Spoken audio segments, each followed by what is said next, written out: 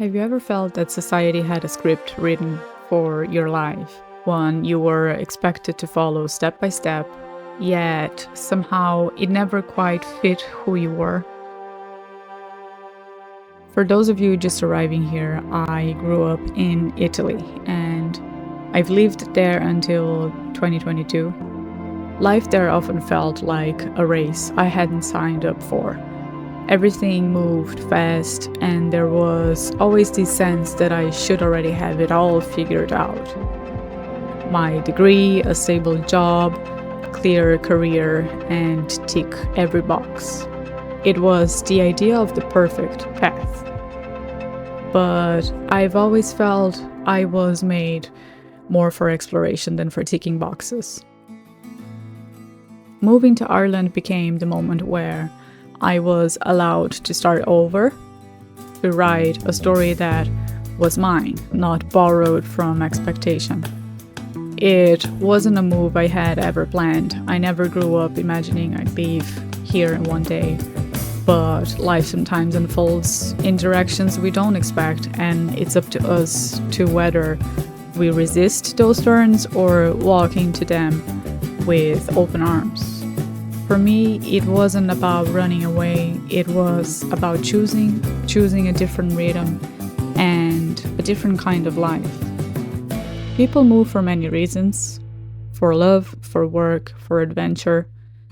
In my case, it was love that pulled me into an unexpected chapter, and I chose to embrace it. Being with someone who doesn't measure life against stereotypes or societal markers gave me the freedom to simply be, to experiment, to follow the path that I felt right for me, even if it wasn't certain.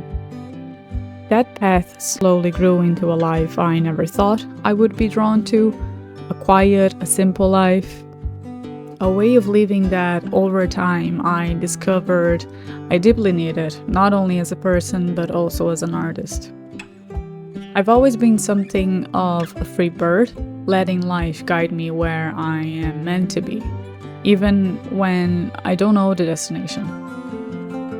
Ireland became one of those places I didn't plan for, but which unfolded before me as part of my journey.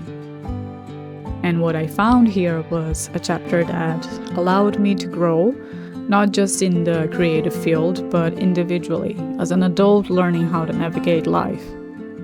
But none of it was easy at the beginning. The cold, the endless rain. I was not prepared for how much the climate could weigh on me or how different life would feel so far from home. The hardest part was being away from my family, because we've always been very close. In that distance, I had learned how to spend time with myself, how to entertain myself, to rely less on the company of others. Through it all, two constants traveled with me: my love for art and my love for cats. My cats especially have been companions in the lonelier moments, always managing to pull a laugh out of me. They weren't part of any plan either, but maybe the universe knew I needed them as a thread back to my old home in Italy, or as a reminder that comfort can arrive in unexpected forms. Ireland challenged me in many ways. It exposed me to discomfort, and discomfort, I've come to see, is a teacher, despite most of the time it's in my nature to resist it. Over these 3 years, I've grown in ways that staying in Italy would never have allowed. I've learned to romanticize the rain, how it actually enhances emotion, how it encourages reflection, and how it asks artists to sit with themselves and to listen.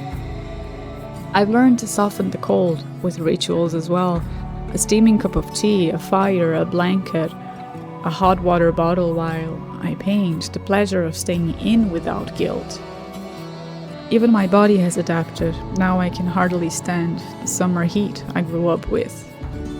Discomfort puts us in a position to choose, to resist change, or to embrace it fully. But perhaps the greatest lesson has been realizing just how much a place shapes us, not only as people, but as creators.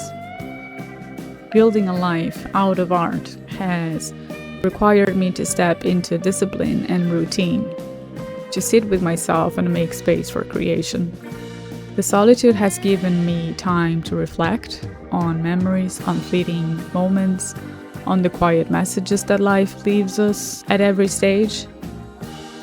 My art has shifted into something more raw, more expressive. It has become a dialogue between past and present, a representation of lived experience, and above all, a reflection of the soul's journey. And what I've come to believe most is this: as artists and as people, we can plant our roots anywhere. Even when we are far from home, we carry with us every place we have ever lived, every chapter we have ever walked through. They remain with us, shaping us, guiding us, and finding their way into the stories we tell.